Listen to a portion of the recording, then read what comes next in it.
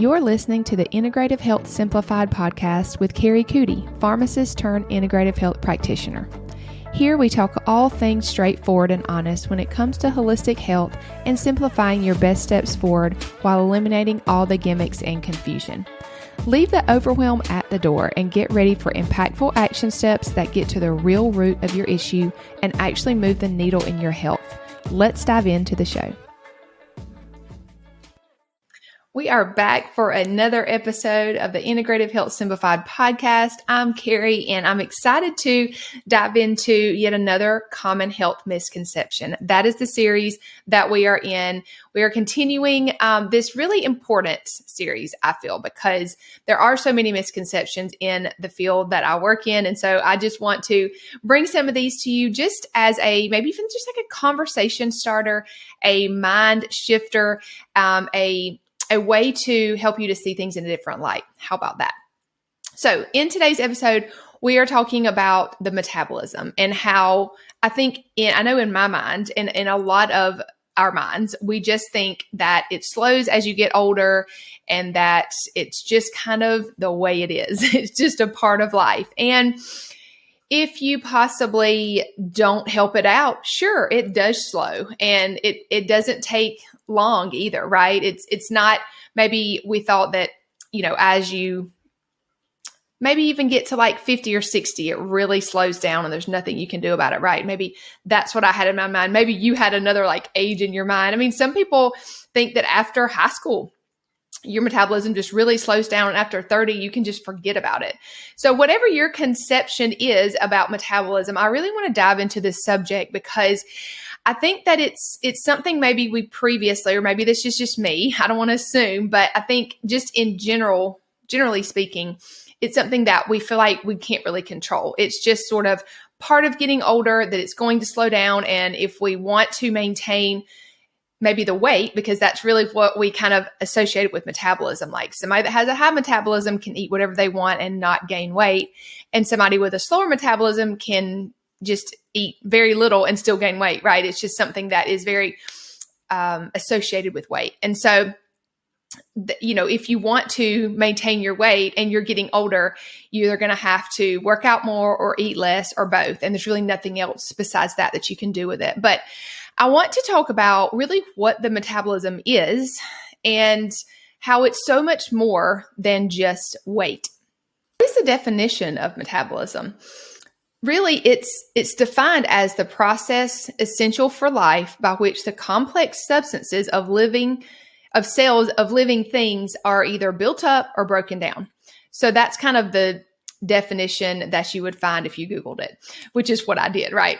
So really, to make that in simpler terms, it's really the sum of every cell process in our body. It's just the way that our body runs as far as how it gets energy, how the organs work, all of those things. And that's why it affects so many things in our health span. If we think about a lot of these things get broken down into different spheres of things that we would focus on. These are things like thyroid health, digestion, monthly cycle or hormones, energy, sex drive, stress hormones, detox. These are all things that we kind of maybe put in different boxes, but the metabolism affects all of these things. And so that's why it's really one of the greatest tools for assessing overall health. And so I think really when you realize what the metabolism is and how it can affect your overall health, it kind of just makes you start asking or thinking about it in terms of like bigger questions. And so, and really putting together the pieces. And oftentimes it helps us to stop symptom chasing and really get out of these spheres of health that I mentioned earlier. These are things like gut health or hormone health or thyroid or autoimmune even. These are definitely things that we can just really be hyper focused on.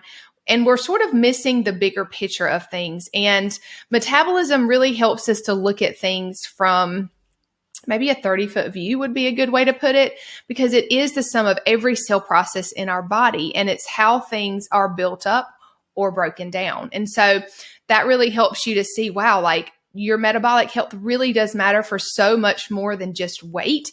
Maybe that's what you had originally thought. And so I want to just give you a little bit more information on metabolism and how we can really tell if ours needs to be improved, and then how we can take steps to actually improve our metabolic health. And I want to just preface this. I'm not going to be able to really deep dive into this subject in a 15-minute podcast, which is really about the length that I like to keep a podcast episode, but I want to just help you to see this in a different light. So that's kind of my goal with this episode, because here's the thing. This was me. If you find yourself focused in these different spheres of health, you're not alone. We can totally do that, just because that's kind of the way that a lot of the information in this holistic health space is presented. So you can deep dive into gut health or hormone health or thyroid health. Again, like there's all of these different like kind of niches that you can deep dive into, which there's nothing wrong with that. But I think sometimes we really miss out on looking at things from a 30-foot view. And again, this is what I fell victim to. You've heard me share in different recent podcast episodes that I really struggled with a sluggish digestive system. And so, of course, I really focused on gut health for a while. And I didn't really understand how my metabolic function was playing into all of this, and how not having regular bowel movements is a key sign to a sluggish metabolism. And so this was really a big aha moment for me when I realized all this. And so hopefully this can be somewhat of an aha moment for you if you are dealing with some of these symptoms that I'm going to mention that would really point to a sluggish metabolism. So let's talk about those for just a minute. So this is a list. It's not exhaustive, but these are some of the more common keys that will help you to kind of, see if how many of these you check off, I guess, might be a really good indication as far as how your metabolism function is. So how do you know if it's low, right? That's what we want it to be higher. And so how do you know if yours is low and it might need a little bit of help? So number one would be cold hands and feet. So if you just think about your metabolic function as the way your body produces energy, and even the, one thing that we'll talk about is the temperature of your body. It's lower than it should be. So that's another one, body temperature lower than 97.8 whenever you wake up in the morning. Obviously, your body temperature should rise throughout the day. So a body temperature lower than that in the morning could mean that you have sluggish that you have sluggish metabolic function. And so this would make sense why cold hands and feet are one of the main symptoms of a sluggish metabolism, because your body temperature is just lower than it should be in general. And so this is something that I hear a lot from women, and I think that it's just kind of, it's something maybe you don't really recognize as like a huge issue. You're just like, man, I just feel colder. Like I just can't get warm. But I hear this a lot from women. And I guess now that I know this, I'm like, that's a sign, but cold hands and feet are definitely a really, really telltale sign of a sluggish metabolism. So I mentioned the body temperature, also low pulse. So again, all these things are just kind of your body's just not really having the energy and the output that we want. And so a pulse lower than 75, obviously that would be like a resting pulse. So that's just something that I always had a low pulse. So these are just keys that I never really thought about. Brittle hair is one. Brittle hair and nails. You can kind of put that in the same category there. That can be a sign. Afternoon crashes, like you really need a nap. You really just find it hard to get through the afternoon without having maybe like coffee or some kind of energy drink. That's a big, big sign. Not being a morning person. Now, don't take this personally, but if it takes you like an hour or two to wake up and you're like, I do not want to see anybody or talk to anybody in the morning. Maybe you're not hungry in the morning either. You just find it really hard to wake up. That is a super big sign that your metabolism is not going very well. Like it's not really revved up. It's kind of low because it just, again, it takes a while for you to get moving. Like your body just doesn't seem to want to get up and go. And especially with the not being hungry in the morning, it means that your metabolism, like we should be wanting to break our fast in the morning. Like we've been fasting overnight. We should want to break that whenever we get up in the morning. And so if you're not wanting to break that, that means your body is not really utilizing energy properly, which means really a sluggish metabolism. So that's another. waking during the night or not necessarily being able to go to sleep very well at night, that can be a sign of a sluggish metabolism, just because your body can't regulate very well. Your nervous system might even be affected, and probably is affected because of that. Excessive thirst and urination. This was definitely something that I had as well. This is something that a lot of women I also hear talk about this, because they talk about they don't want to drink as much water because they do have to go to the bathroom so much more often. Or maybe they just are like, gosh, I can never get enough water. I just always feel thirsty. So that can definitely not just be the metabolism. It could be mineral imbalance as well, which they kind of go hand in hand, because obviously metabolism functions need minerals to function. So, that's another one. And then last but not least is not having regular bowel movements. So 1 to 3 bowel movements a day, unassisted. I want to really emphasize that, because sometimes we're like, oh, I'm going because I'm taking all of these things. And again, I would rather you go than not go. However, if you're still having to take something to have regular bowel movements, you still probably need to be working on metabolic function, because again, that could be multifaceted. It's probably not just metabolic function. But again, if we think about metabolism as a whole, then it's going to affect all of these systems. So even if you are working on something like gut health, I'm not saying you need to just ditch that and only work on the metabolism. However, they do go together. So work on both of them at the same time. So those are some telltale signs and symptoms. So if you feel like you checked off a lot of those, then you definitely want to just start thinking about how you can support the metabolism. And so again, I really like to keep these episodes sort of short and simplified, because there is so much that we could talk about when it comes to this. And I don't want to overwhelm you. So I just want to give you some ideas to think about in respect to supporting your metabolism and over time increasing your metabolism. I think one of the biggest things that we can do is just kind of step away from diet culture, because diet culture has told us that we need to eat low carb, we need to eat low calorie, lean protein is best, we need to have a green at every meal, no to dairy, no to sugar. Like, I've really addressed a lot of these in past episodes, specifically veggies, dairy, sugar. I've talked about all of those things in past episodes. So go check those out if you've not listened to those, or if you're interested in that. But these are all things that maybe we just took as the gospel and we've just kind of lived like this. However, I just want you to kind of try to get away from black or white thinking, because really, whenever you think about supporting your metabolism, you need to be looking at nourishing and giving your body the energy that it needs down to the cellular level. That's what's going to support your metabolism. And so just to think about, like, yes, we live in a very stressful world, but let's not add to that stress, because when we don't eat enough, when we don't give our body what it needs as far as nutrients, that does add stress. And so how can we eat in a way that takes stress off of our body?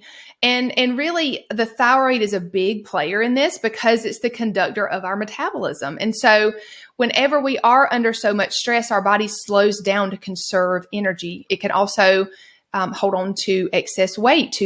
It's like a conservation thing, right?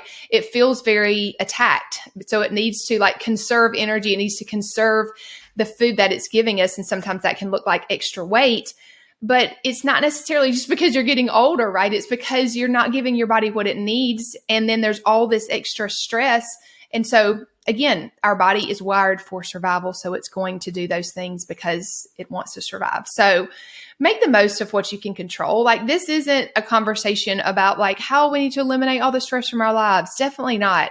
But we need to think about what we can control and start focusing on those things. So again, I talked about in a previous episode about how glucose is the preferred source of energy for our body. Like, that's biology. That's the same for everybody. And so whenever we think about giving our body the correct amount of glucose that it needs, that's a really big deal. When you think about the metabolism being the energy, glucose is the source of energy that our body needs and wants. So just simply looking at how much you're eating is my takeaway for you today, because maybe you wouldn't be surprised. Maybe you would. I don't know. But I don't know why I'm still surprised that so many of my clients are under eating. And whenever they do this nutritional calculator that I give them, they're like, I should be eating how much? And some are totally open to it. And others are like, I could never eat that much. Like, I'm going to gain so much weight, etc. And so I just want to, again, start this conversation and just prompt you to look to see how many calories overall. And really, that's just the first step, but looking to see what those calories entail, right? We want nutrient dense calories. And so that's my tip for you, is just to see where you're at and where you need to be. And so I actually have a nutritional calculator that can be found in my free PDF. It's called 3 Steps to Support Daily Detox for Better Energy. And of course, you can get more tips other than just the nutritional calculator in there, but that is a part of that. So if you want to check that out, you can do so. I'll put the link in the show notes and in the description of this video. But I want you to really consider switching your mindset, because I think somewhere along the way, we thought that we should be eating 1,200 to 1,500 calories a day. And that's just not enough. It's just not, right? Maybe that might be enough for my 10-year-old, but it's not enough for a grown adult that, is active, that has stressors, that I need extra energy for my body to process that. There's all kind of different things that this specific nutritional calculator that I'm going to share with you really takes into account that others don't. So maybe you've done nutritional calculating before just to see how many overall calories that you need, but this one might be a little bit different. So I would encourage you to check it out. Again, you can find that free download via the link that I'll share. It'll be in the show notes and the description of this video, depending on where you're taking in this content. But I hope this has been helpful. And it's a conversation that probably will be continued on another episode, just because this is a bigger conversation as far as what all affects the metabolism and how we can support it. There are a lot of ways, but if you're not eating enough, it's going to be really hard to improve your metabolism. That's why I gave you this one tip, because it's so important. So go check that nutritional calculator out. Let me know if you have any questions. I would be more than happy to help. Again, you can always email me. Kari@karicoody.com is my personal email. I respond to all my emails, so feel free to message me there. You can always message me on Instagram. I do always respond to those messages also. So glad we can have these conversations. We can tackle these common health misconceptions and just really get some good, strong, supportive information around them, so that, again, I'm not saying you have to agree with me right now. I just want I want to put a rock in your shoe even, right? And so I hope these episodes are doing that. I really appreciate you being here, and I'll see you on the next episode. If this episode has served you in any way, I would love it if you'd share any aha moments or takeaways over on Instagram and tag me @KariCoody. And if you haven't already, hit the subscribe button so we can continue to learn and grow together.